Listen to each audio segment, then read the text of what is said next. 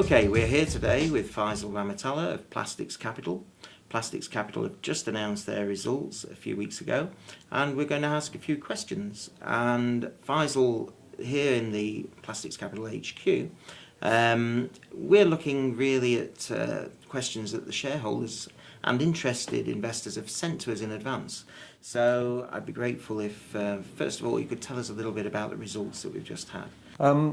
You know, it's been a challenging year, but the business has performed pretty well in those circumstances. Sales are very slightly down, but the bottom line is more or less the same as it was in the prior year. And the litany of issues that we've had to deal with, external issues, is significant when you think that we have a lot of business in Japan, so we've been affected by the tsunami. Our Japanese customers are dependent on parts that are made in Thailand, where there's been flooding, so we've had that to contend with. We've had various debt crises, the US and at least a couple of waves of European debt crises. So you put all that together, we're not pleased with the results, but in the circumstances we think the results are creditable. I suppose other highlights, the debt continues to come down. We've reduced our interest costs through the refinancing. And all of our businesses continue to do quite well, really, on new business. These are sort of projects and such like we've been working with for a while with customers, and many of those are starting to bear fruit. So all in all, we're positive about the results and the future. And trading-wise, has it been a fairly level year, or did you see it tail off towards the end of the year? No, what happened was we finished the prior year on a real high, and the first 2 or 3 quarters up to the end of December, so from the beginning of April to the end of the calendar year, trading got weaker because of some of the things I've been talking about. And then in the final quarter there was an improvement, and I'd say we've seen that improvement sustained in the sense, not that it continues to get better, but it sort of leveled off at a similar level to where we were if you take an average of the last financial year. So, we still think that that's relatively weak compared to where we feel we can get to. In other words, the external environment is causing our customers to be cautious. We're seeing smaller order quantities, but more frequent ordering so that people can keep their inventories low, that type of thing going on, which is a sure sign that people are a bit sort of cautious, a bit nervous, really. Very good. And I have with me Paul Scott, who, although not currently invested in Plastics Capital, I am a shareholder. Paul has 1 or 2 financial questions that he'd like to put across. Looking at your EBITDA margin, it's reasonably high. I think that's about 17%, you just said, didn't you? So that implies a certain amount of pricing power, niche products perhaps. Could you expand on that and tell us a bit? And I noticed you manufacture in the UK as well. Sure. No, we specialise in niche plastic products, and we've always sought business areas where there is some sort of technological edge. That can be material technology or processing technology or some combination of the two, actually.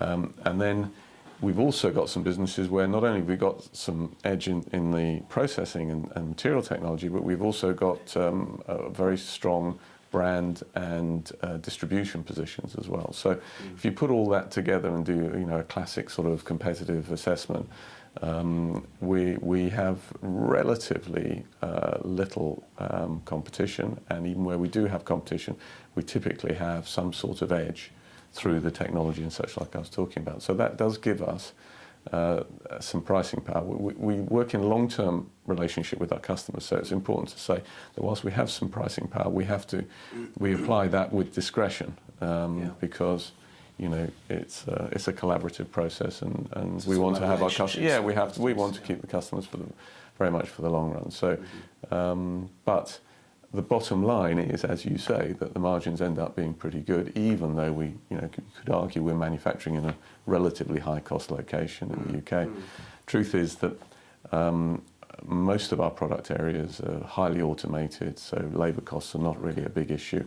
Where we do have some labour cost factors that come into play, we have a factory in Thailand as well, so we manufacture the higher labour content products so you can Thailand. Outsource internally if effectively, if yes, that's right. Yeah. That's what we tend to do. That brings me on to talking about synergies from forming the group. Because you bought, what was it, 4 companies? No, we bought 7 businesses, and we rationalised them down into 4.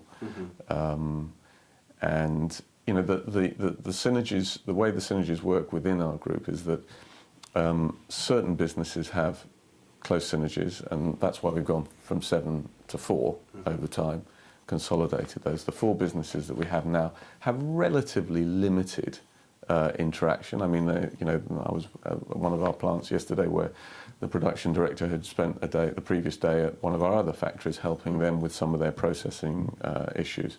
So, there are technical and technological transfer opportunities typically within our businesses. That's one important area. And the second important area is in developing or emerging markets, where setting up our infrastructure, our sales and distribution infrastructure, can be shared across 3 typically. We've got 3 businesses. So, for example, in China, we've set up one operating subsidiary for the group, and it has the infrastructure to do the sales and distribution for 3 of our 4 businesses. So sharing costs, sharing the sort of networking issues that come up in market. So we've done that in China, and we've done that in India as well successfully. So you've got 10 million of debt at the moment, net debt, which I note from the slides has been steadily paid down now, hasn't it? That's from right. Almost 20 million in March 2009. So not bad clearing 10 million of debt over 3 years. Yeah, is it? that's right. Are the bank comfortable with the level of gearing at the moment? Yeah, we refinanced at the beginning of the year, in fact. And Barclays are our bankers now. It was with RBS.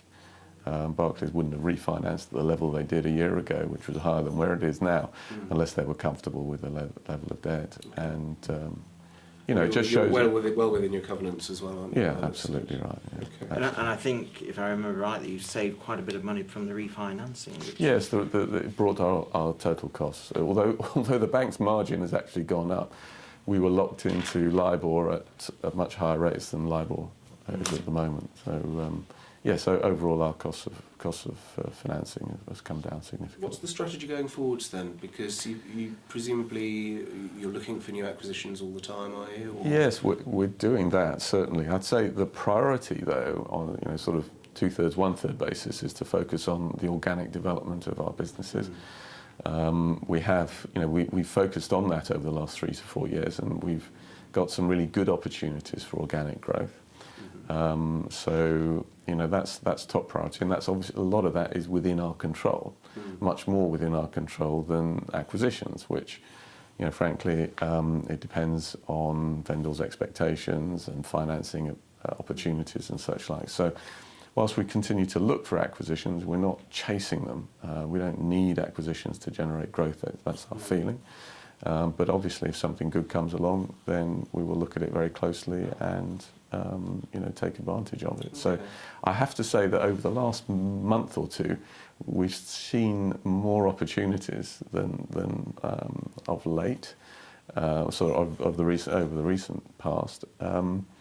I'm not sure whether that's because corporate finance houses are getting more active because they're looking for business. Or whether there is a move from vendors to look to sell. It's difficult to tell at this stage, but there is more activity at the moment for us. Okay.